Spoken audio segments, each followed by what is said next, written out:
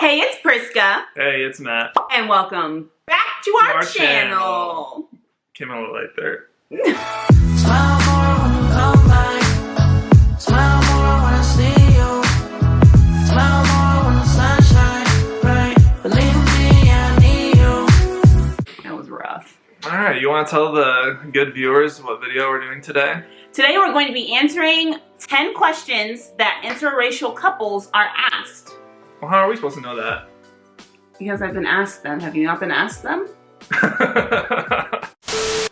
For those of you that don't know, me and Priska are in an interracial relationship. Don't tell them.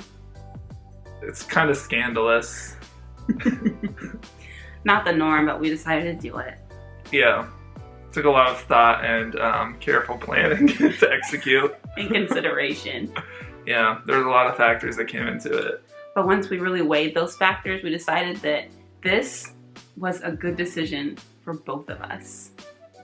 Yeah, I mean, just everything is just completely different because, you know, our skin color. It just really changes the dynamic of every situation we're in. It's almost like every time before I, like, go to do something or say something, I have to, like, think, like, wait a minute. I'm white, so, like, she's black. I don't know how... No, I'm just messing with you. It's pretty much exactly the same. We're done! That's cut off. I feel like I don't always notice a ton of differences between, you know, because we're in an interracial relationship, I don't notice a ton about it, but maybe these questions will bring something to light. I don't know. I notice things more than he does. Yeah, you're more observant than I am, and also I feel like since you're the one who's African American, I feel like, you know, sometimes you have to deal with some racial stuff more than I do. That's true. That's true. Okay, so get into the questions. Question 1. Question 1. What does it look like to be an interracial couple in 2020? Like this. I feel like it's a lot different than what it could have been, let's say, like 20, 30 years ago. It's a lot easier for us to be in an interracial relationship and live a normal life than it would be if we decided to be in a relationship, like I said, like 20 to 30 years ago. Yeah, I feel like, you know, I hear these stories about people that were interracial, you know, dating and getting married back, like, in the days before, like, you know, segregation ended. And I feel like they really paved the way, made it easy for us. We didn't really have to deal with too much issues. Yeah. It's not always perfect, but it's pretty smooth sailing. Yeah. Okay, question number 2. Do you only date white guys or black girls? Yeah, I only date white guys. Or black girls. The black girls probably to you. Were you on the hunt for a black woman, and was I on a hunt for a white man? No. No. I was not on the hunt for a white man. He just fell into my lap, and I accepted the gift. Yeah, no, I wasn't looking to date someone who was black necessarily. I feel like there's really gorgeous women out there of every ethnicity, so pretty much attracted to anyone across the board. Same. But I saw her and I was like, ooh. It just worked out. He was actually my first boyfriend. You there. Oh my god. I want you to come here. It was actually my first boyfriend, so he's the first one who came my way, so I was like, I'll snatch that up.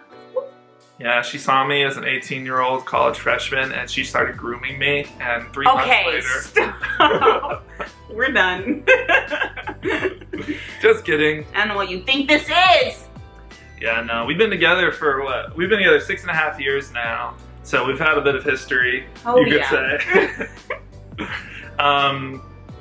I don't know. Nobody really in your family had an issue with me, right? No, do not move on. That's a question. Oh, we can edit that out. The next one is how does your family feel about your relationship? Oh. That's question number 3. Jumping the gun.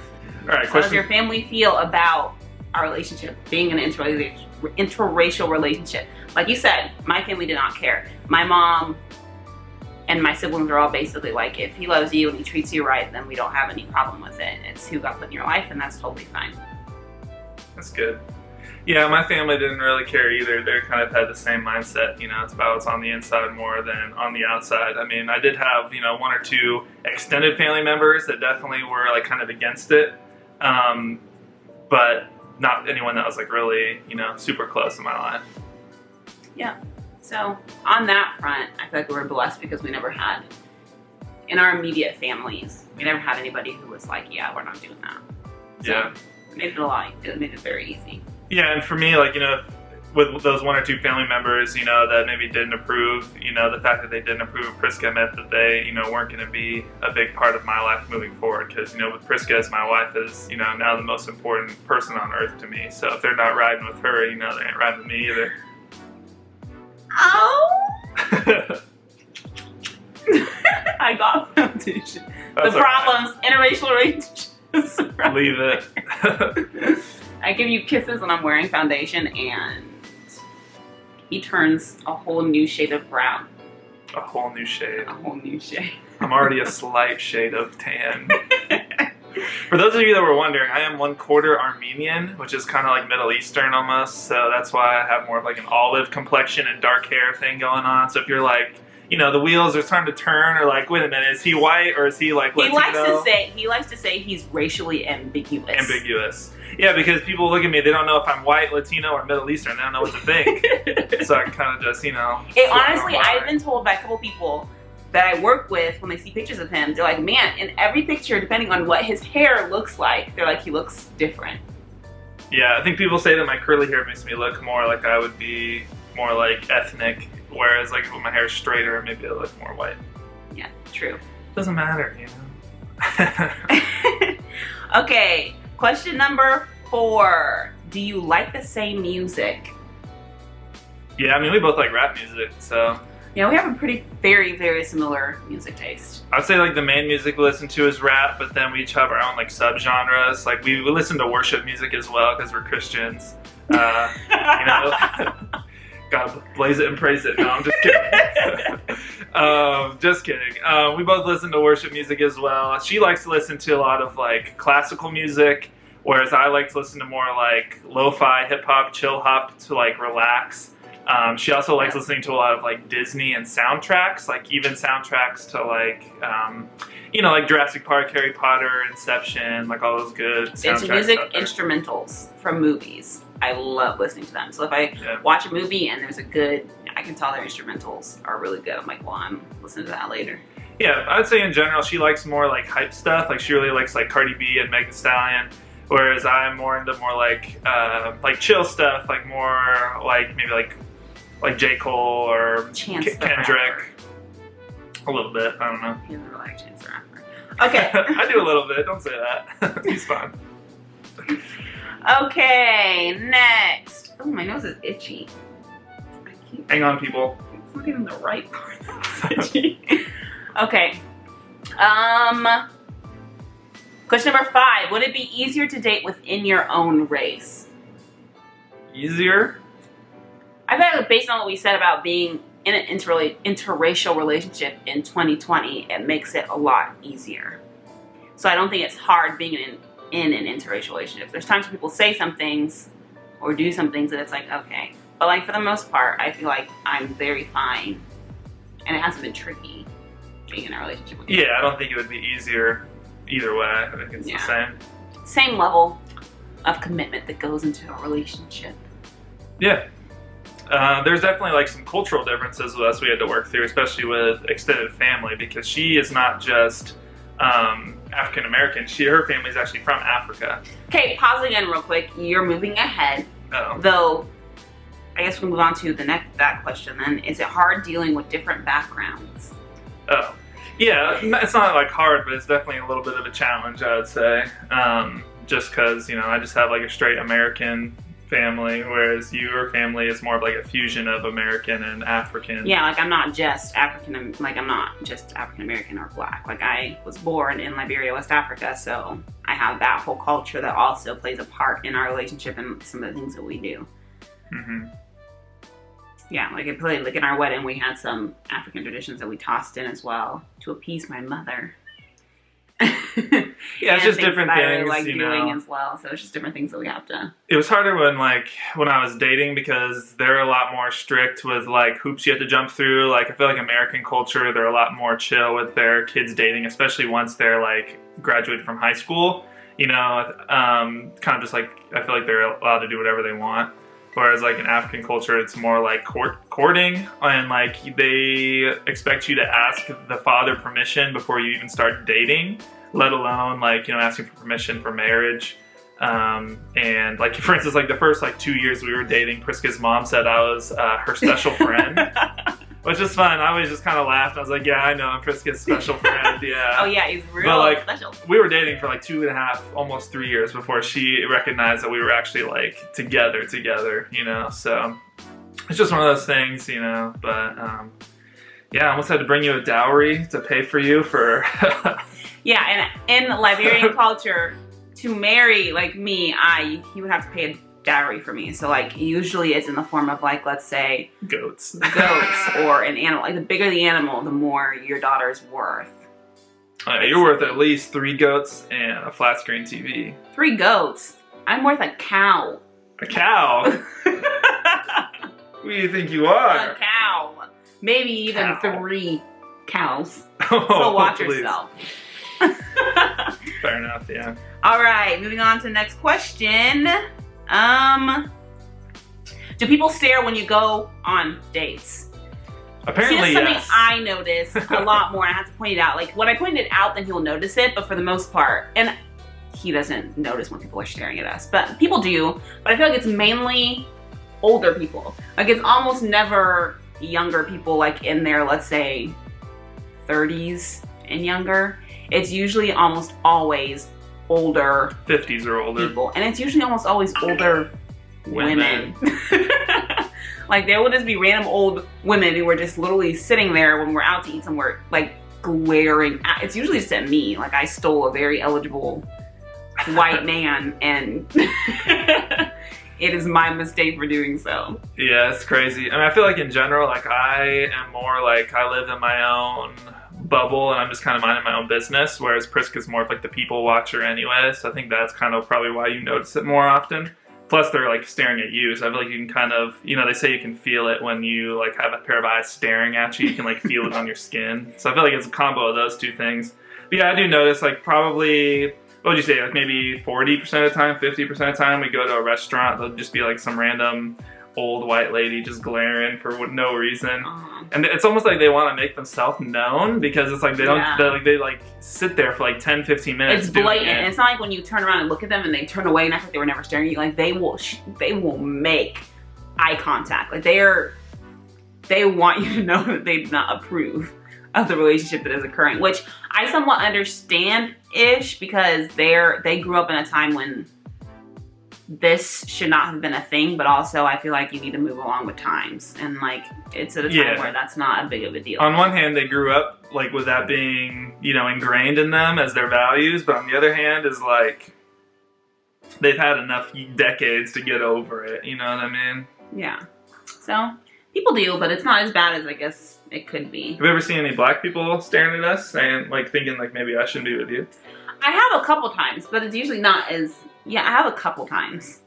I've been told a couple times by a couple black guys that they didn't understand why I was in a relationship with a white man, and I'm like, well. Because you're like betraying your race. Yeah. But, okay. Next question. Don't you want your kids to look like you, or are you worried they will be discriminated against for being mixed? I mean, I don't believe by the time we have kids that that's going to be really a thing. I mean, you think our kids are going to be going to school in what, like 20, 27, 28? I don't think, I mean, already I think it's perfectly, like, I don't know what I'm trying to say. No, basically.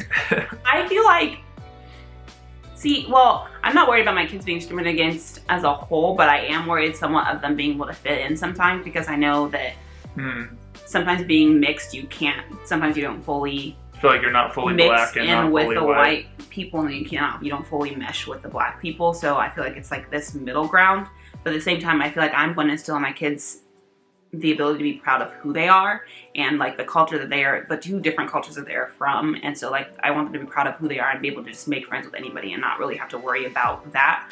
And then with the, do I worry about them looking like me? I feel like my kids are gonna look like me. It doesn't matter if they're a lighter skin complexion. They're gonna look like me and Matt mixed. So I don't really. Yeah, seriously. I mean, if you have a kid that looks like you and your kid goes out and plays in the sun all summer and they come inside and they have 3 skin tones darker than you, do you say they don't look like you anymore? Yeah. I mean, just because they have a slightly different skin color doesn't mean they don't look like you. And like there's such a wide range when you are in an interracial relationship. There's a wide range of what your kids could look like when it comes to their skin tone. Like there's no, like, there have been even white people I've seen, like the twins, they've had twins and one twin is black and one is white. So like there is such a wide range of... that has been a thing. Look it up, whatever. That there is such a wide range of what my kids could look like when it comes to. Out. I'm gonna show you. I'm gonna put a picture right somewhere here to prove that that is a thing. I mean, I just want to know what color was the mailman. They were twins. That can happen. Okay. Well, I'm just saying that there is a wide range, so it doesn't matter to me. Like I am just gonna be excited that I have kids as it is. I also feel like as dating interculturally becomes more like a norm, I feel like there's gonna be more and more kids that are mixed anyways. Yeah, that's true. I feel like by the time that our kids are our age, there's gonna be a crap ton of mixed people that, you know, that's gonna be a huge portion of the population. Mm-hmm. I agree. Nice. Okay, next question.